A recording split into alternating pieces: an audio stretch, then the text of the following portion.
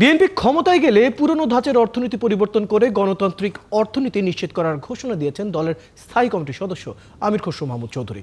রাজশাহীতে বিভাগীয় ব্যবসায়ী ফোরামের আলোচনায় যোগ দিয়ে তিনি আরও বলেন, দেশের প্রতিষ্ঠানগুলো ক্ষমতায়নের পাশাপাশি সরকারের বিউরোক্রেটিসি কমিয়ে জনগণের ক্ষমতা বাড়ানোর পরিকল্পনা রয়েছে। মেহেদী হাসানের তোলা ছবিতে রাশিদুল হক রুশোর প্রতিবেদন।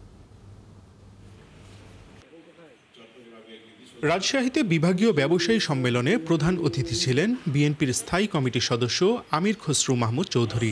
এ সময় ব্যবসায়ীদের উদ্দেশ্যে তিনি বলেন, বর্তমান বিশ্বের সাথে তাল মেলাতে দেশের অর্থনৈতিক ব্যবস্থার বদল দরকার। আপনি ঢাকায় বসে যদি খালি নীতিমালা প্রণয়ন করতে চান, যাদের জন্য নীতিমালা প্রণয়ন করবেন তাদেরকে দেখবেন না, তাদের কথা শুনবেন না, তাদের মনের ভাষা বুঝবেন না, তাদের এলাকার সমস্যা বুঝবেন না, কার জন্য আপনি নীতিমালা করবেন?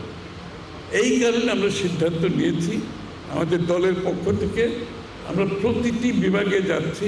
শুধু মেগা প্রকল্প নয়, বরং দেশের প্রতিটি মানুষের অর্থনৈতিক উন্নয়নই হবে বিএনপির লক্ষ্য। তাই প্রয়োজন ব্যবসার বিকেন্দ্রীকরণের আর প্রতিষ্ঠানগুলোর ক্ষমতায়ন নিশ্চিতকরণ, বললেন আমির খসরু মাহমুদ চৌধুরী।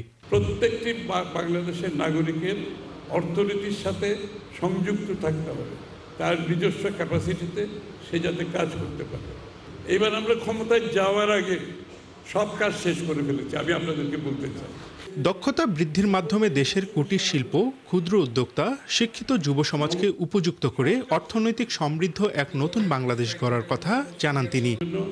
18 মাসে 1 কোটি চাকরির ব্যবস্থা আমরা করব। 18 মাসে আমরা সিদ্ধান্ত নিয়েছি সরকারের ব্যুরোক্রেসি মিনিমাইজ করে একেবারে তাদের হাতে করো, তাদের হাতে কন্ট্রোল থাকলে দুর্নীতি হবে। এছাড়া প্রত্যন্ত অঞ্চলে অর্থনৈতিক সুরক্ষা নিশ্চিতের জন্য একটি গ্রাম একটি পণ্য কর্মসূচি গ্রহণের পরিকল্পনার কথাও জানান সাবেক এই বাণিজ্যমন্ত্রী। রাশিদুল হক রুশো, ৭১, রাজশাহী।